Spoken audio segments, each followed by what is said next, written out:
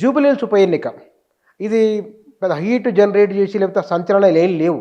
చాలా స్తబ్దుగానే ఉన్నది. అయినప్పటికీ ఈ ఉప ఎన్నికను ప్రభావితం చేసే అంశాలు ఏమేమి ఉండొచ్చు?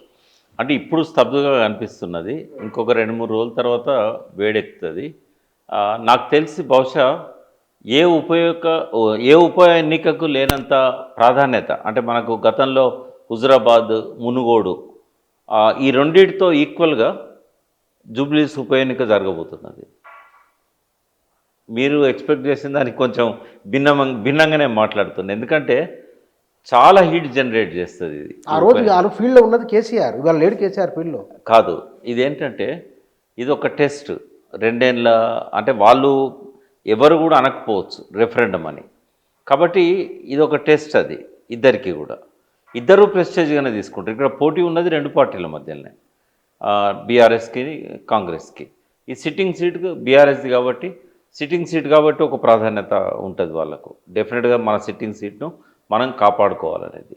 రెండవది ఏంటంటే మొన్న ఇంతకుముందు జరిగిన ఉప ఎన్నిక ఏదైతే కంటోన్మెంట్లో జరిగిందో, హైదరాబాద్లో జరిగే రెండో ఉప ఎన్నిక.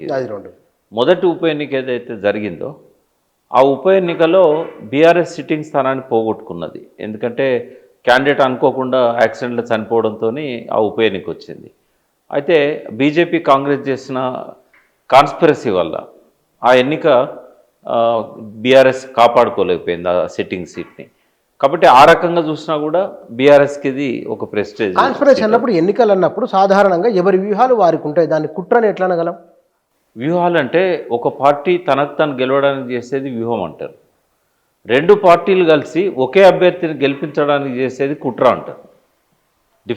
ఈ రెండింటి మధ్య చాలా వ్యత్యాసం ఉన్నది. ఒక పార్టీ అభ్యర్థిని గెలిపించడానికి ఇంకొక పార్టీ కలిసి రావడము కాన్స్పిరసీ.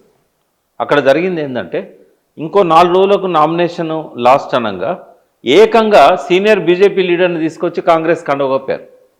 గణేష్ అనే వ్యక్తి మీరు ఈరోజు ఇప్పుడు మన ఇద్దరం కలిసిపోదాము, కంటోన్మెంట్లో చాలా పోస్టర్స్ ఈటల రాజేందర్కి అభినందనలు తెలుపుతూ గణేష్ కట్టిన ఫ్లెక్సీలు పోస్టర్లు ఇప్పటికీ ఉన్నాయి.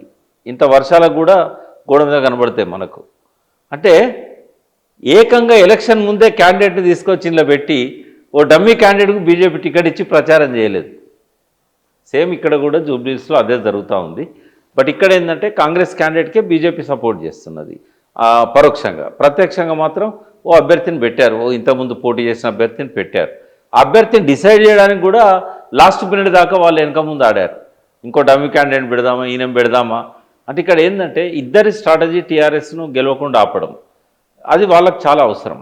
అందుకని వాళ్ళిద్దరు కూడా ప్రెస్టేజ్గా తీసుకున్నారు. ఇంకా 2-3 విషయాలు చెప్తాను. బీఆర్ఎస్కు కాంగ్రెస్కి ఎందుకు ప్రెస్టేజ్ అయింది?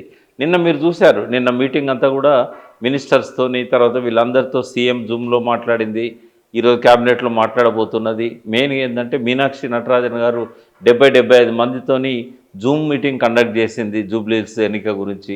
చాలా ప్రెస్టేజ్గా తీసుకోబోతున్నారు వాళ్ళు. ఎందుకు అంటే దీనికోసము లోకల్ బాడీస్ ఎన్నికలను పోస్ట్పోన్ చేశారు.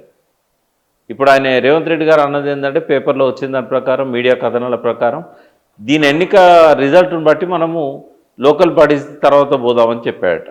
పోకూడదు అసలు. ఎందుకంటే ఎలక్షన్ నోటిఫికేషన్ను కోర్టు స్టే చేయాలి, హైకోర్టు చేయదు. జనరల్గా ఎలక్షన్ ప్రాసెస్ స్టార్ట్ అయినాక చేయదు. ఒక రోజు అంతా నామినేషన్లు తీసుకున్నారు, 2వ రోజు కూడా తీసుకున్నారు.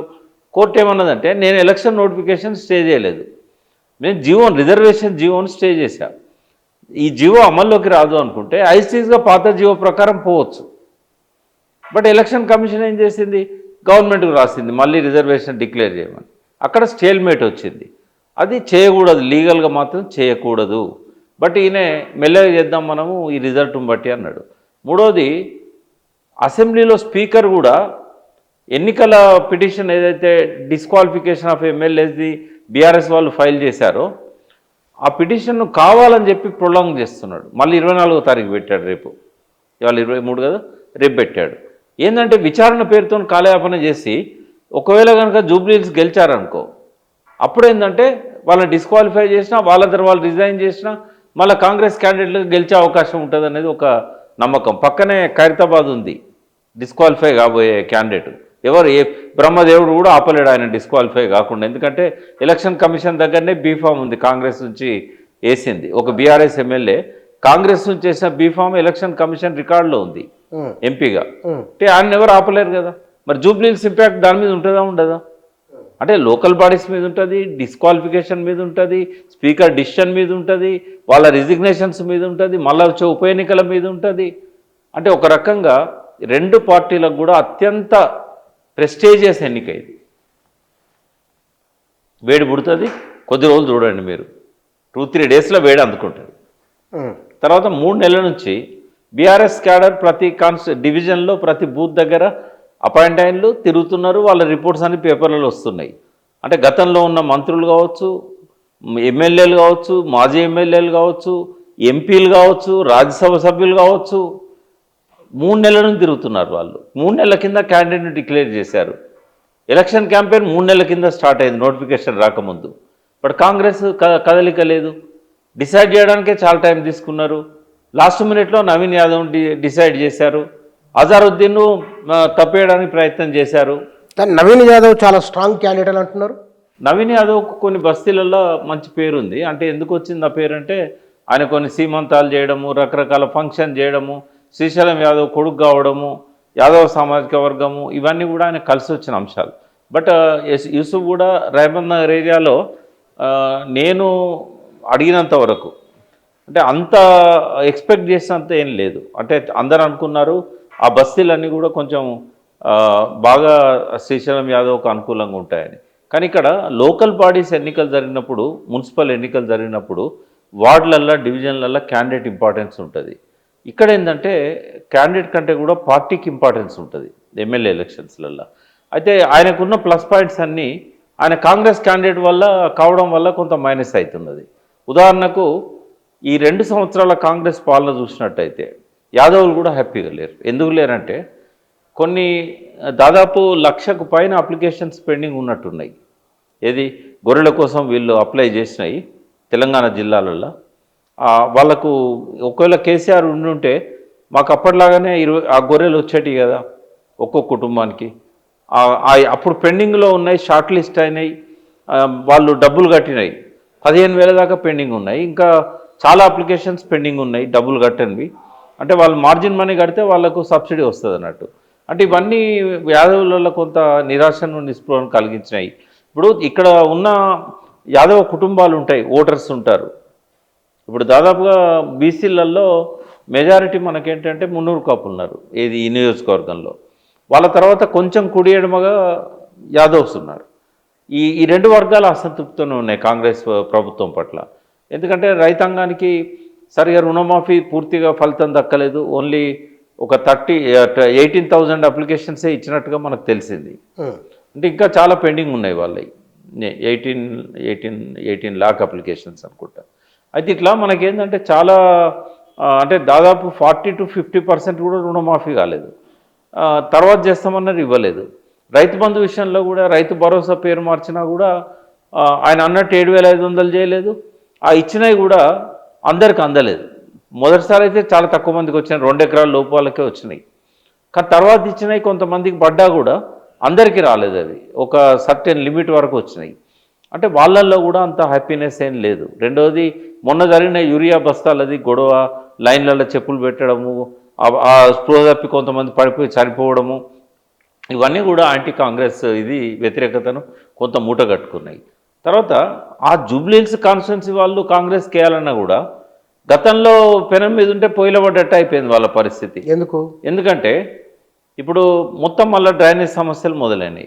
లో లయింగ్ ఏరియాస్లో వాటర్ అప్పుడేంటంటే స్ట్రాటజిక్ నాలా డెవలప్మెంట్ ప్రోగ్రామ్ అని పెట్టి కొంతవరకు టీఆర్ఎస్ వాటిని ఆ ప్రభుత్వంలో కొంతవరకు వరదను అరికట్టడానికి కొన్ని చర్యలు తీసుకున్నారు. అవి ఏంటంటే పెరిఫెరీలు ఎక్కడైతే వాటర్ బాగా వచ్చినాయో, నిజాంపేట కానీ ఇట్లాంటి ఏరియాలో. జూబ్లీహిల్స్ ఏరియాలో మాత్రం సమస్యలు పెరిగినాయి బాగా. ఎందుకు అనంటే ఈ మధ్య కాలంలో ఊహించనంత వర్షపాతం ఉంది, గతంలో ఎప్పుడు లేనంత.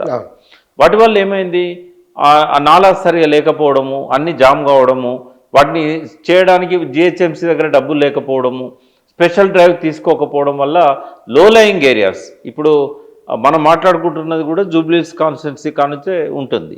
ఇప్పుడు ఇక్కడ నుంచి మొదలు పెడితే మనకు కృష్ణానగర్, ఇందిరానగర్, తర్వాత ఎల్లారెడ్డిగూడ, బోరబండ దాకా మధ్యలో ఉన్న బస్తీలు అన్నీ కూడా వర్షం పడదంటే వాటర్ లాగింగ్ ఉంటుంది. దానివల్ల డెంగ్యూ ఫీవర్ ఎక్కువ వస్తున్నది. బస్తీ దవాఖానలల్లో మందులు కొనడానికి డబ్బులు లేక, డాక్టర్ సరిగా రాక అవన్నీ కూడా కుంటుపడ్డాయి, మూలపడ్డాయి. నిన్ననే బీఆర్ఎస్ అగ్రనేతలు ఎవరైతే ఉన్నారో కేటీఆర్, హరీష్ రావు గారు బస్తీ దవాఖానలో విజిట్ పెట్టుకున్నప్పుడు అక్కడున్న డొల్లతనం అంతా బయటపడ్డది. అంటే ఇవన్నీ చూసినప్పుడు ఏంటంటే, తర్వాత రోడ్స్ ఇప్పుడు పెద్ద ప్రోగ్రామ్ అనౌన్స్ చేసిండు రేవంత్ రెడ్డి జూబ్లీహిల్స్ కాన్స్టిట్యున్సీలో. ఏది జూబ్లీహిల్స్ చెక్ పోస్ట్ దగ్గర ఫ్లైఓవర్స్ కానీ, అండర్ పాస్లు కానీ 826 కోట్లతోని అనౌన్స్ చేసి అడ్మినిస్ట్రేటివ్ శాంక్షన్ ఇచ్చిండు. కానీ ఈ రోజు వరకు తట్టెడు మను తీయలేదు, ₹1 రిలీజ్ చేయలేదు. ఏ రకమైన ముందంజ అనేది ఆ రోడ్ల విషయంలో లేదు. తర్వాత ట్యాంకర్స్ ఇవాళ హైదరాబాద్ సిటీలో పర్ మంత్ 2 లక్షల ట్యాంకర్స్ అవసరమవుతున్నాయి. మళ్ళీ సమ్మర్లో మ్యారేజెస్ ఎక్కువ ఉంటాయి, ఫంక్షన్స్ ఎక్కువ ఉంటాయి. జూబ్లీహిల్స్ ఏరియాలనే దాదాపు ఒక 20-25 వేల ట్యాంకర్స్ ప్రతి నెల అవసరమవుతున్నాయి. అంటే వీళ్ళు ఇవాళ డబ్బులు కడితే 4-5 రోజుల వరకు ఈ వానాకాలంలో కూడా వానాకాలంలో కొంత తక్కువ ఉన్నాయి. బట్ అంటే డ్రింకింగ్ వాటర్ వానాకాలంలో ఎక్కడి నుంచి వస్తుంది? బంజారాహిల్స్లో బోర్లు పడాయి కదా, మొత్తం గుట్టలే కదా, మరి ఎక్కడి నుంచి వస్తాయి? ట్యాంకర్స్ అని ఉండాలి, ప్రభుత్వం నల్లాలని ఉండాలి. మరి ఫంక్షన్లు ఉన్నప్పుడు ఎక్కడి నుంచి చేసుకోవాలి? వాళ్ళు ట్యాంకర్స్ బుక్ చేసుకోవాలి కదా.